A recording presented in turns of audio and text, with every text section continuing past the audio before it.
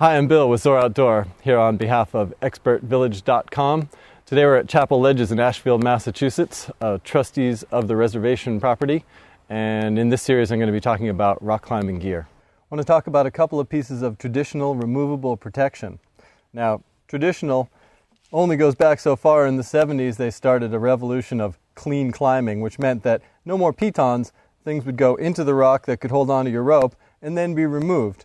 They started with rocks, pieces of hardware store hardware that they could put a sling on, attached to the rock. Nowadays we're a little more advanced than that, thank goodness. So stoppers and hexes, two pieces to talk about. Stoppers first are wedge-shaped.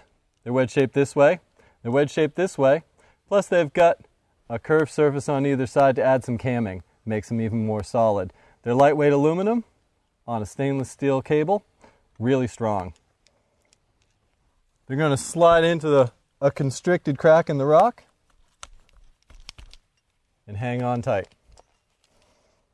The hex is going to be more of a cam, less of a wedge. It does have 6 sides, but you can see it's offset, and that's going to add to the camming. You want to set it in so that the rope is going to increase the size of it as you pull it. Find a slot.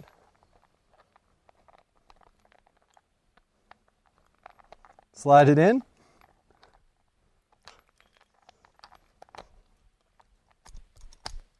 And there you go.